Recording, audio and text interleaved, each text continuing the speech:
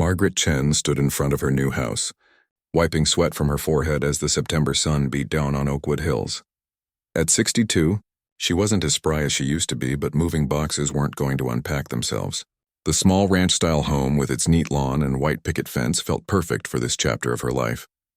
After 40 years working at the city library, she was ready for peace and quiet. Her neighbor from across the street, Mrs. Rodriguez, had already brought over a casserole and warned her about you-know-who. Margaret didn't know who, but she'd find out soon enough. It was day 3 when Gerald Pritchard made his appearance. Margaret was on her hands and knees planting petunias in her front garden bed, dirt under her fingernails and a content smile on her face. She heard the footsteps before she saw the shoes. Expensive loafers, perfectly polished. "Excuse me," a sharp voice called out. Margaret looked up, shading her eyes from the sun.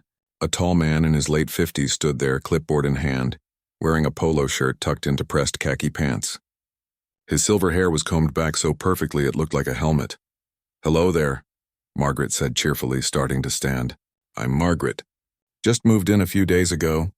Gerald Pritchard, HOA president." He didn't offer his hand. His eyes were already scanning her yard like a detective at a crime scene.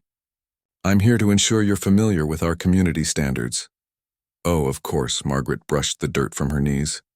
"I read through the packet. Seems pretty straightforward." Gerald's lips pressed into a thin line. Many people think that, until they receive their first citation. He made a note on his clipboard. "Your welcome mat extends 2 inches beyond the acceptable threshold of your doorway." Margaret blinked. "My welcome mat?" Section 7, paragraph 3 of the bylaws. All doorway mats must remain within the doorframe's shadow at high noon. He checked his watch, which was 17 minutes ago. For a moment, Margaret thought he might be joking, but his face remained stone serious. "I see. I'll adjust it right away. See that you do. First violation is a warning. Second is a $50 fine." Gerald continued his inspection, walking around her front yard like a drill sergeant. He stopped at her mailbox. "This will need repainting. The white is beginning to yellow." Margaret squinted at her mailbox. It looked perfectly fine to her. "It does?" "Barely noticeable to the untrained eye, but yes. I'd say you have about 2 weeks before it becomes a violation." He made another note. "I recommend Sherman-Williams Arctic White. Nothing else meets code." "All right then," Margaret said, keeping her voice pleasant. Her late husband Tom had always told her she could find patience in a traffic jam. "I appreciate you letting me know." Gerald finally looked directly at her, and Margaret saw something in his eyes. A hunger for control. She'd seen it before in her library days, usually in people who'd felt powerless somewhere else in their lives. "One more thing," Gerald said, pointing to her garden bed. "Those petunias, are they the approved variety?" "Approved variety? We only allow certain species to maintain neighborhood uniformity. Check the approved plant list on page 47 of your bylaws." He handed her a business card. "Email me a photo of the plant tags for approval. If they're non-compliant, they'll need to be removed within 72 hours. Margaret took the card, her smile wavering slightly. "I'll do that." "Good. Welcome to Oakwood Hills, Mrs. Chen. I trust we'll have no problems." Gerald turned on his heel and walked away, clipboard clutched to his chest like a shield. Margaret watched him go, then looked down at her innocent petunias. She'd chosen them because they reminded her of Tom's mother's garden. What she didn't say to Gerald, what never came up in casual conversation, was that she'd spent 40 years studying Shotokan karate. She held a 5th-degree black belt. In her younger days, she'd competed nationally, won regional championships, and later taught self-defense classes to women at the community center. But that was just something she did. Like reading mysteries or baking lemon bars, it wasn't something she broadcasted. Tom used to joke that she was the most dangerous librarian in America, and she'd laugh and tell him to return his books on time. Inside her house, Margaret adjusted her welcome mat exactly 2 inches inward. Through her front window, she could see Gerald standing in his own driveway across the street, watching her house through binoculars. Mrs. Rodriguez appeared at her fence. "I see you met him." "I did," Margaret said, joining her at the property line. "He's been HOA president for 8 years.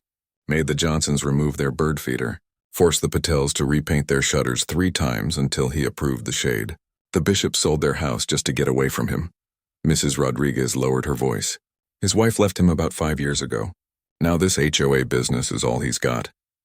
Margaret felt a pang of sympathy despite the mailbox comments. That's sad. Sad or not, watch yourself. He's sued 2 families. Won both times, too. Mrs. Rodriguez patted her arm. But you seem like a sweet lady.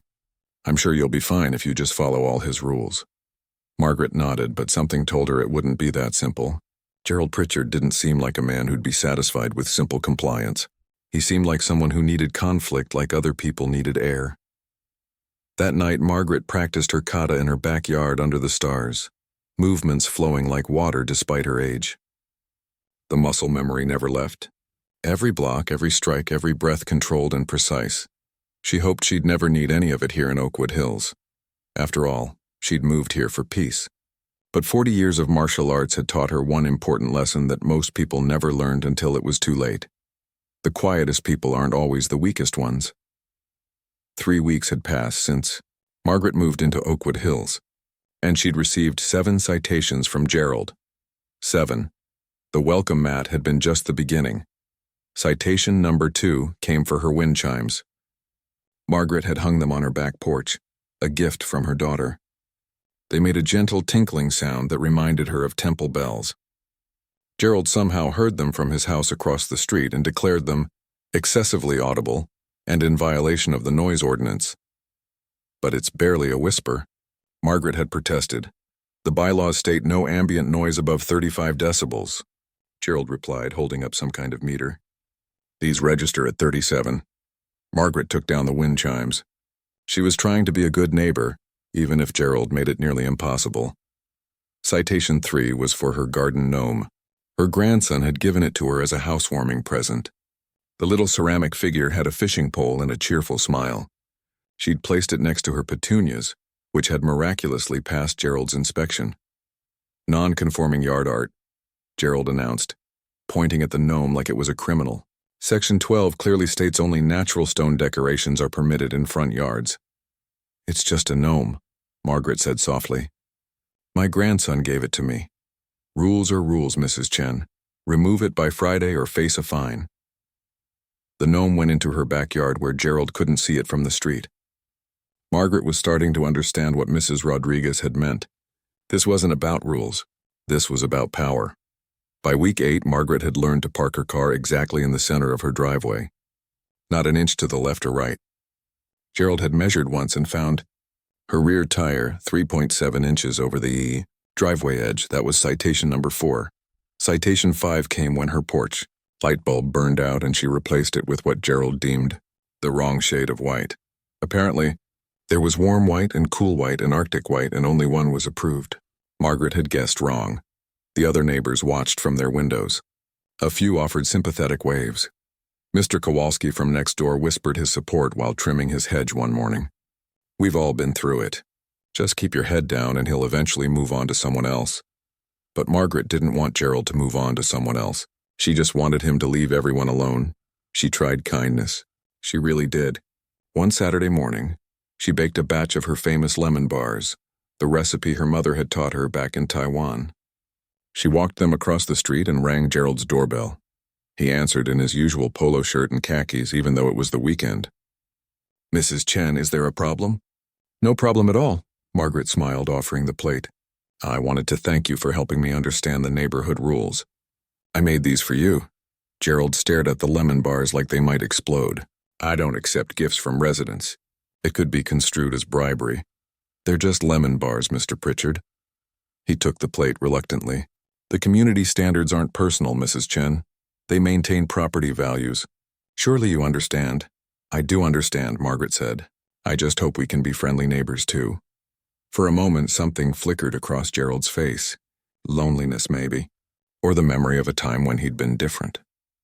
But then his jaw tightened and the HOA president mask slipped back on. Of course, friendly neighbors who follow the rules. He started to close the door, then paused.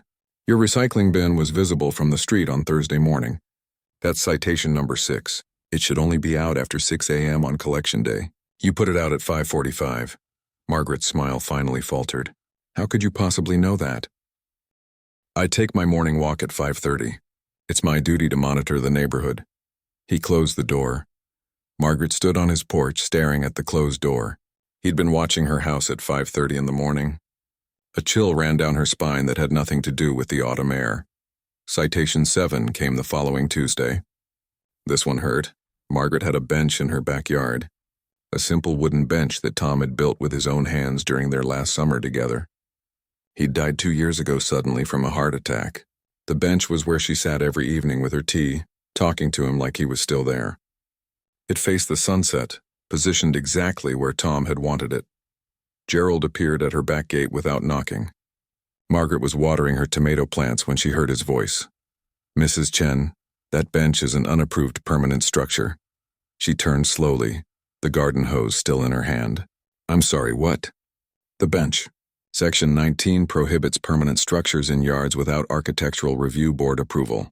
You'll need to submit plans, pay a $300 review fee, and wait 6 to 8 weeks for approval. Until then, it needs to be removed." Margaret felt something crack inside her chest. "My husband built that bench. I understand it may have sentimental value, but he built it with his own hands. We sat on it together every evening for 15 years. He died on that bench, Mr. Pritchard, right there, in my arms." Gerald shifted his weight, looking uncomfortable for the first time, but he didn't back down. "I'm sorry for your loss, but the rules apply to everyone equally. That's what makes them fair." "Fair?" Margaret's voice came out as barely a whisper. "You have 2 weeks to remove it or submit it for review. After that, it's a $200 daily fine." Gerald pulled out his phone and took a picture of the bench. "I'll email you the citation." He left through the back gate, and Margaret stood there in her garden, water from the hose pooling at her feet. Her hands were shaking, not from fear, from something else entirely. For 40 years, she'd practiced discipline, control. Her sensei had taught her that true strength wasn't about fighting. It was about knowing when to fight and when to walk away. But right now, with tears streaming down her face as she looked at Tom's bench, Margaret wasn't sure how much more walking away she could do. Mrs. Rodriguez appeared at the fence, having witnessed the whole thing. "Oh, honey, I'm so sorry." Margaret wiped her eyes and turned off the hose. "He's just following the rules," she said, though the words tasted bitter. "No, dear. He's being cruel. There's a difference." That night, Margaret sat on Tom's bench and practiced her breathing exercises. In through the nose, out through the mouth. Center yourself. Find peace. But peace was getting harder to find in Oakwood Hills. Margaret woke up at dawn on Saturday morning like she always did. Her body clock never needed an alarm. After 40 years of the same routine, 5:30 a.m. felt as natural as breathing. She made her green tea, stretched her muscles, and headed to her backyard. This was her sacred time. The world was quiet at dawn. No cars, no voices, just birds and the rustle of leaves. She'd practiced her kata every morning for decades. It wasn't exercise anymore. It was meditation. Moving meditation. She began with the basic form, her body flowing through movements she could do in her sleep. Block, strike, step, turn, each motion precise, each breath controlled. The arthritis in her left knee complained a little, but she worked through it. Age changed the body, but muscle memory ran deeper than bones. What Margaret didn't know was that Gerald was watching. He'd started watching her house more closely after the bench incident. Something about her quiet defiance bothered him. Most people either fought back loudly or gave up completely.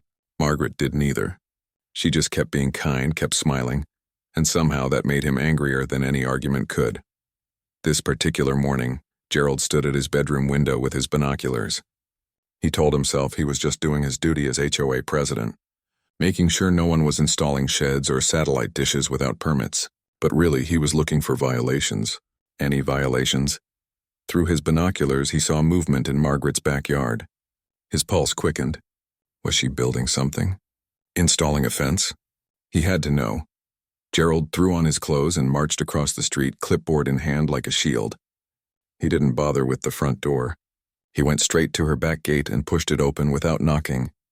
"Mrs. Chen, I need to inspect." He stopped mid-sentence. Margaret was in the middle of her kata, one leg raised, arms positioned in a defensive stance. She froze when she heard his voice, startled out of her meditation. For a moment, they just stared at each other. "What are you doing?" Gerald demanded, recovering from his surprise. "I'm..."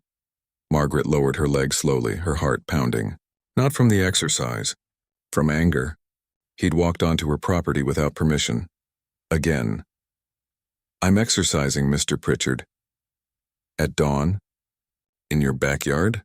His eyes narrowed with suspicion, like she was doing something illegal. "What kind of exercise is that?" "Tai Chi," Margaret lied, using the first thing that came to mind. She didn't want to explain karate to this man. She didn't want to explain anything to him. Gerald's eyes swept her yard, looking for his real target. They landed on the bench. Tom's bench. "That structure is still here. I have 2 weeks to submit it for review." "You said so yourself." Margaret's voice was quieter than usual. Tighter. "Actually, I've been reviewing the bylaws more carefully." Gerald pulled out his clipboard. Of course he had his clipboard. "Structures built without prior approval may not be grandfathered in. This bench will need to be removed. Not submitted, removed." Something snapped in Margaret's chest. She felt it physically, like a wire pulled too tight for too long. "No," she said. Gerald blinked. "Excuse me?" "I said no. The bench stays." Margaret's hands were shaking, but she kept them at her sides. "My husband built that bench. I'm not removing it." "Then you'll be fined $200 per day starting Monday." Gerald's voice rose, sensing weakness in her trembling hands. He stepped closer. "And if you don't pay, we'll place a lien on your property. Do you understand? We can take your house. For a bench?" Margaret's voice cracked. "For violating community standards that everyone else manages to follow." Gerald was advancing now, his face reddening. "You think you're special? You think rules don't apply to you because you're a widow? Because you smile and bake cookies?" He was in her space now, close enough that she could smell his coffee breath. Close enough that 40 years of training screamed at her to create distance. But she held still. "Please leave my property," Margaret said quietly. "Or what?" Gerald sneered, his confidence growing with each word. "What are you going to do? Call the police? I'm the HOA president. I have every right to inspect." He reached for the bench, grabbing it with both hands like he was going to drag it away himself. That's when Margaret's patience ran out. She didn't think. Didn't plan. Her body just moved. When Gerald turned back and raised his hand to push her aside, 40 years of muscle memory took over. Her arm came up, deflecting his push with a smooth circular motion. Her other hand caught his wrist, turning it inward with gentle but absolute control. She pivoted her hip and suddenly Gerald was off balance, stumbling forward. She guided his momentum, adding just enough pressure to the wrist lock that he had no choice but to go down. 3 seconds. That's all it took. Gerald dropped to one knee, his wrist locked in Margaret's grip, his face frozen in shock. He wasn't hurt. She hadn't hurt him. But he couldn't move. His wrist was trapped in a position that would cause pain if he struggled. So he stayed perfectly still, kneeling in her garden like a man proposing. "I asked you to leave my property," Margaret said, her voice steady now, calm, the way her sensei had taught her, never let emotion control the technique. She released him immediately and stepped back, her heart hammering in her chest. What had she done? She'd just put her HOA president on his knees in her backyard. This was bad. This was really bad. Gerald scrambled to his feet, his face cycling through emotions faster than a slot machine. Shock, humiliation, rage. He cradled his wrist even though Margaret knew it was fine. She'd been careful. Always careful. You attacked me," Gerald sputtered, backing toward the gate. "That's assault." "I'm calling the police. I'm suing you." "You're finished in this neighborhood. You came onto my property without permission," Margaret said, but her voice wavered. "You tried to take my bench." "You pushed me, liar!" Gerald's voice cracked like a teenager's. "You attacked an unarmed man, a senior citizen." He was younger than her by 4 years, but Margaret didn't point that out. "Mr. Pritchard, stay away from me." He stumbled backward, nearly tripping over a garden stone. "This isn't over." "Not by a long shot." Gerald practically ran from her backyard, slamming the gate behind him. Margaret stood there, breathing hard, staring at her hands. These hands that had held books and baked cookies and built a life with Tom. These hands that had just dropped a man to his knees. Mrs. Rodriguez's face appeared over the fence. "Margaret, are you okay? I saw the whole thing." "I don't know," Margaret whispered, sitting down hard on Tom's bench. "I really don't know." What she didn't realize was that 3 other neighbors had also seen what happened, and 2 of them had recorded it on their phones. Margaret sat on Tom's bench for 20 minutes, her hands still trembling. Mrs. Rodriguez had climbed over the fence, which was something Margaret had never seen the 70-year-old woman do before. "Honey, breathe. Just breathe." Mrs. Rodriguez rubbed Margaret's back in small circles. "You didn't do anything wrong. He barged onto your property. We all saw it." "I put him on his knees," Margaret whispered. In practice, yes, but never in real life. Not like that." "Well, maybe he needed to be put on his knees." Mrs. Rodriguez squeezed her shoulder. "That man has terrorized this neighborhood for 8 years. 8 years. Someone had to stand up to him eventually." Margaret's phone buzzed, then buzzed again, and again. She pulled it out with shaking hands. Text messages from numbers she didn't recognize. "This is Beth Kowalski from 2 houses down. I saw what happened. I have video if you need it. Hi, this is Kevin Park on Maple Street. My camera caught the whole thing. Gerald definitely pushed you first. Margaret, it's Doug from the corner house. That was the bravest thing I've seen in years. Let me know if you need anything." Margaret stared at her phone in disbelief. They recorded it? "Everyone has doorbell cameras these days," Mrs. Rodriguez said. "And thank goodness for that." The police arrived 30 minutes later. Margaret's stomach dropped when she saw the patrol car pull up. Gerald must have called them immediately. She walked to her front door on legs that felt like rubber. 2 officers stood on her porch. The younger one had his hand near his belt, looking serious. The older one, a woman with kind eyes and gray streaks in her hair, offered a small smile. "Mrs. Chen? I'm Officer Williams. We got a call about an altercation." "Yes," Margaret said quietly. "I suppose you did. Can you tell us what happened?" Margaret explained everything. Gerald entering her property without permission. His threats about the bench. How he'd tried to take it. How he'd pushed her when she told him to leave. Her voice cracked when she described the wrist lock. "I didn't mean to hurt him. I just reacted. He was in my space and I've studied martial arts for a long time. My body just moved." Officer Williams made notes. "Martial arts? Karate? 40 years. Margaret felt ridiculous saying it out loud. "I know how it sounds. A woman my age." The younger officer's eyebrows went up, but Officer Williams just nodded. "Do you have any witnesses?" "Me," Mrs. Rodriguez called from behind Margaret. "I saw the whole thing. Gerald Pritchard has been harassing this woman since she moved in. Today he trespassed on her property and tried to physically remove her property. She defended herself. I have video," called Mr. Kowalski from his porch next door. "My doorbell camera caught everything." "Mine too," Beth Kowalski added, joining her husband. Officer Williams looked around at the gathering neighbors, then back at Margaret. "Can we see these videos?"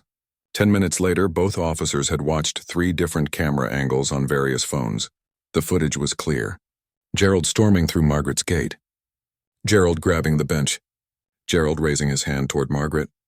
Margaret's defensive movement that put him on his knees.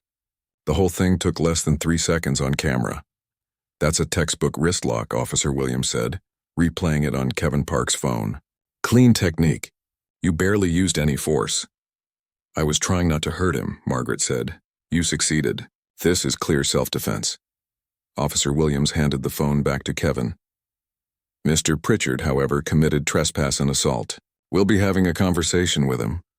Relief flooded through Margaret's body so fast she had to sit down on her porch step. The officers left, and Margaret thought that would be the end of it. She was wrong. By evening, her phone wouldn't stop buzzing. Neighbors she'd never met were texting support. Someone had created a group chat called Oakwood Hills Residents and added 43 people. The messages rolled in like a flood. Finally, someone stood up to him. "He made my wife cry over a garden hose. He sued us for having the wrong color mailbox. He forced us to cut down a tree that was on our property." Margaret read through them all, stunned. She'd known Gerald was difficult, but she hadn't realized how deep the pain ran in this neighborhood, how many people he'd hurt, how much fear he'd spread. The next morning, Margaret's doorbell rang before dawn. She opened it to find Linda Chen, no relation, standing there. Linda ran the community center where Margaret volunteered in her old neighborhood. "I heard what happened," Linda said. "Mrs. Rodriguez called me last night." "Oh no. Is it all over town?" Margaret felt her cheeks heat up. "Only the parts that matter." Linda smiled. "She told me you finally had to use your training." "Margaret, these people don't know who you are, do they? It never came up." "Well, it should come up." Linda pulled out her phone and showed Margaret a photo. It was old, maybe 25 years, but Margaret recognized herself immediately. She was on a podium holding a trophy, wearing her GI and black belt, first place at the regional championships. I was a sports reporter before I ran the community center, remember? I covered your competitions. You were incredible. Linda scrolled through more photos. Margaret teaching classes. Margaret breaking boards. Margaret receiving her 5th degree black belt at age 55. Why are you showing me this? Margaret asked. Because Gerald Pritchard is telling everyone you attacked him. He's sending emails to every homeowner claiming you're dangerous, unstable. Linda's jaw tightened. He's calling an emergency HOA meeting for tomorrow night. He wants you removed from the neighborhood. Margaret's stomach sank. He can do that? He can try. But these people need to know the truth. Not his version. The real truth. Linda squeezed Margaret's hand. You're not some violent person. You're a 5th degree black belt who taught self-defense to women for 20 years. You've helped hundreds of people learn to protect themselves. You're a hero, Margaret, not a villain. I'm just a retired librarian, Margaret protested. You're a retired librarian who happens to be a karate master. There's a difference, Linda smiled. I'm coming to that meeting tomorrow, and I'm bringing photos. That evening, Gerald sent his email to every resident. Margaret read it with growing disbelief.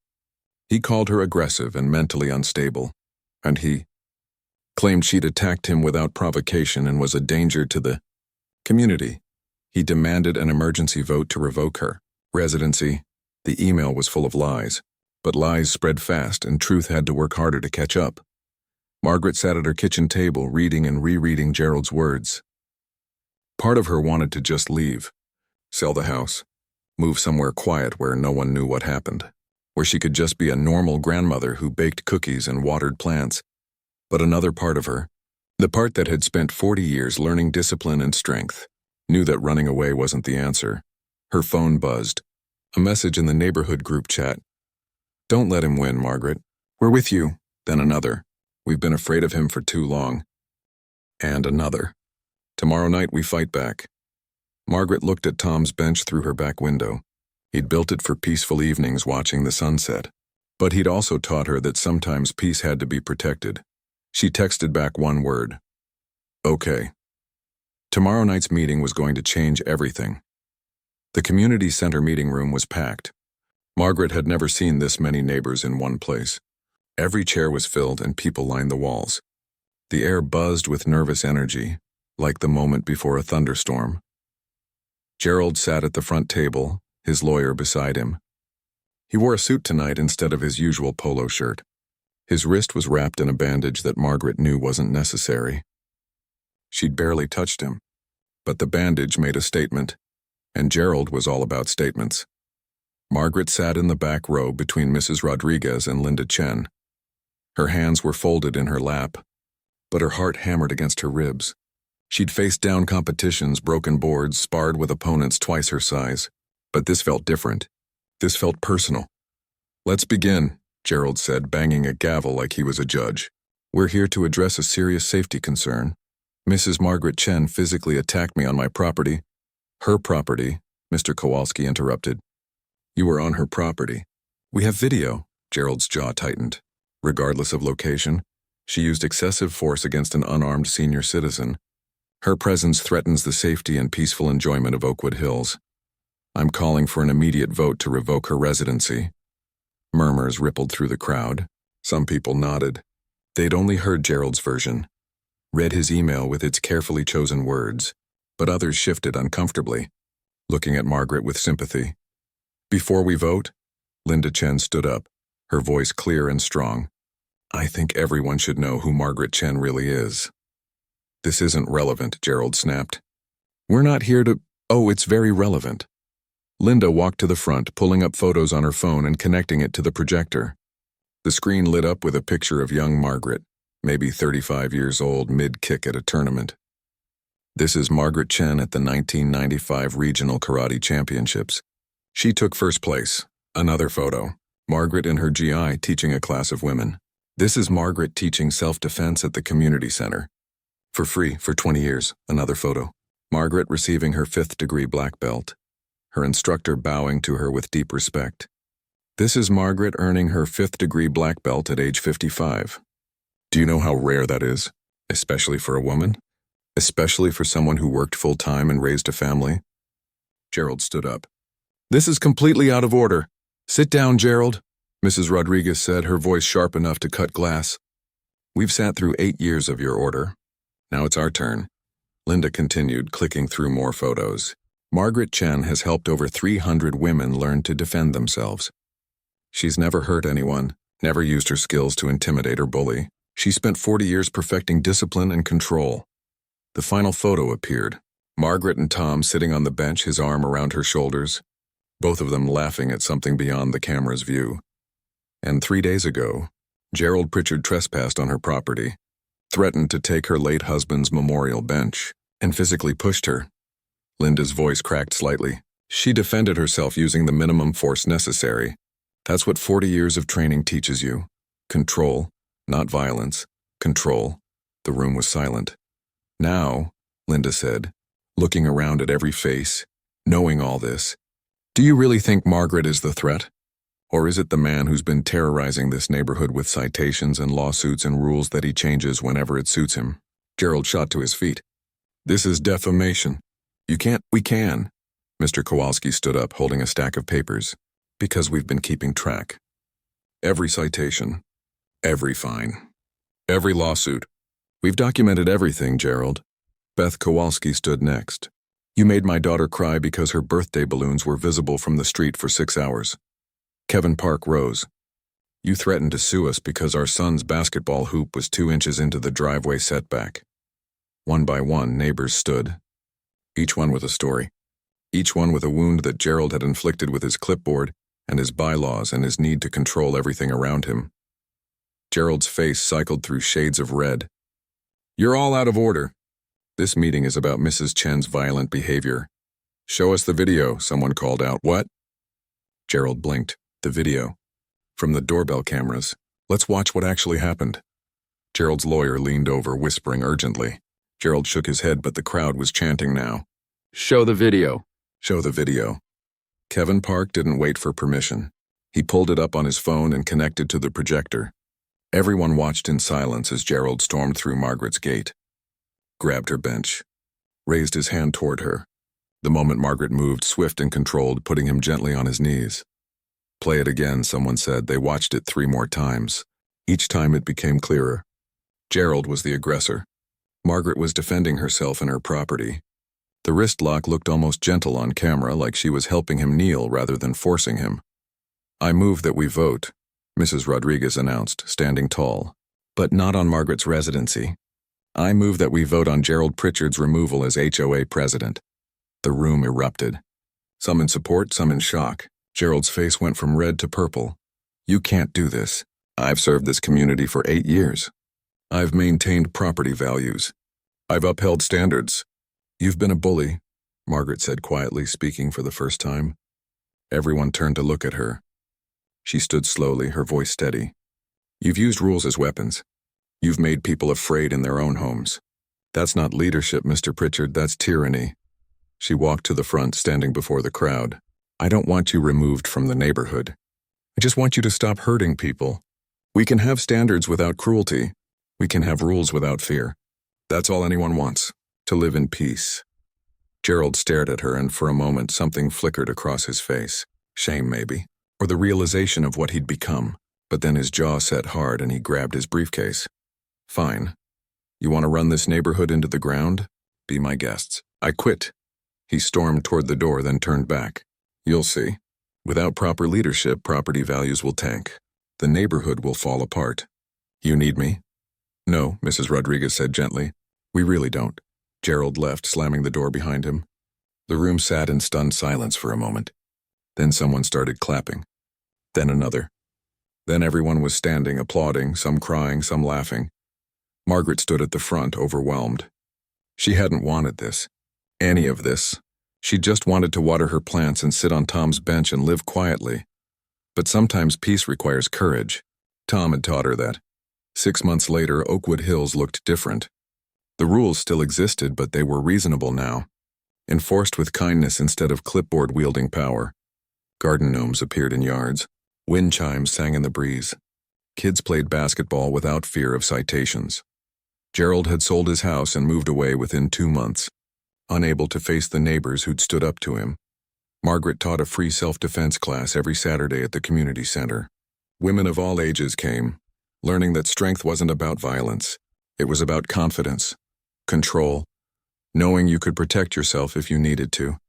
And every evening, as the sun set, Margaret sat on Tom's bench with her tea, talking to him about her day. "You'd be proud," she whispered. "The neighborhood is healing." The bench stayed exactly where Tom had built it, right where it belonged, and nobody ever again tried to take it away.